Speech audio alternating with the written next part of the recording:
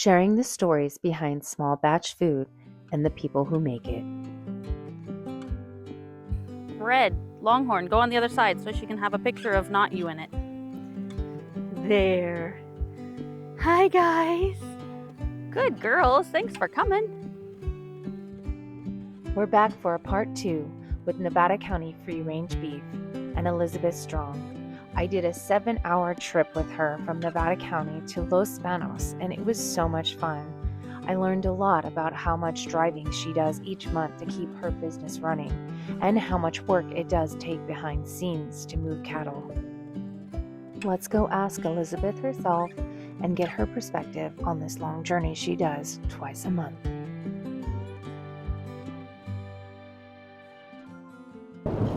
People probably wonder what we do a lot, and a lot of time is spent in the trucks and in the vehicles. And that could be for a multitude of reasons, whether we're moving cows from pastures, summer, winter, around in circles.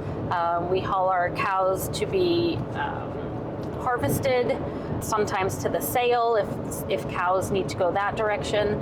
So we're usually always in the truck. Today we have a trailer on behind us because we were hauling cows, but oftentimes we'll have the trailer, it'll have a four-wheeler in it, fencing supplies. No matter what we do, we definitely have to cover a lot of ground because we have a lot of animals in many locations. As we drive down this highway, I can't help but think about all the things that Elizabeth manages each week. Her business, her family, her cattle, and her personal goals. Running a small business takes time, effort, and in her case, countless miles on the road. Next, I ask Elizabeth, why exactly does she do this drive every 2 weeks?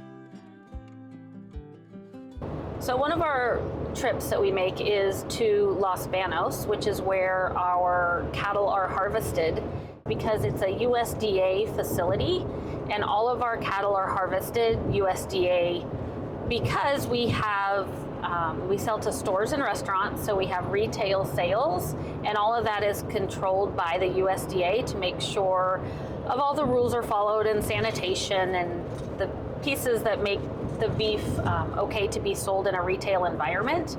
So that is where we go to harvest currently. Los Banos Abattoir Company in Los Banos, California is a small family-run meatpacking business, and they've been serving the community for over a century. Every year, they carefully handle and process hundreds of animals, keeping traditional practices alive while supporting local ranchers.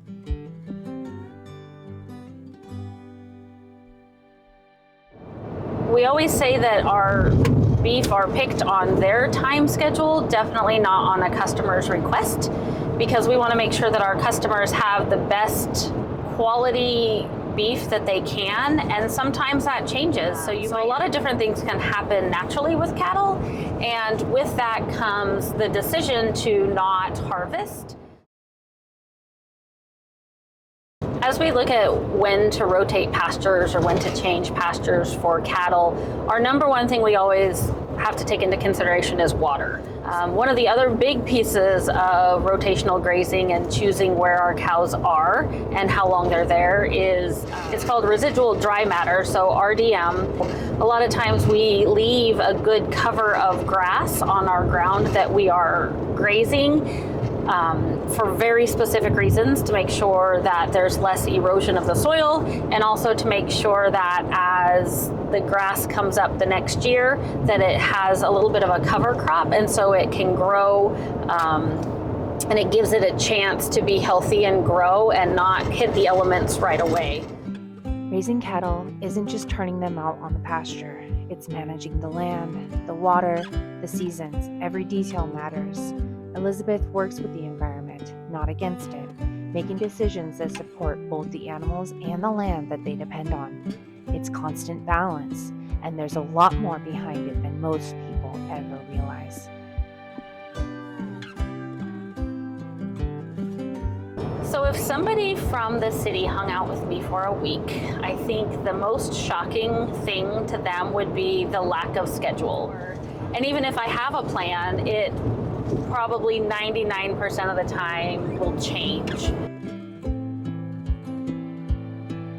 My son has a cow, and her name is Sweet Pea, and she is absolutely one of our favorites. As a calf to start his own cow herd. Usually when kids can be involved and they have an investment of their own cow and they see what happens and how it works, we hope that that entices them to stay in the industry. He is awesome and we love her. Wyatt can feed her. You'll see pictures of them on the internet or on Facebook.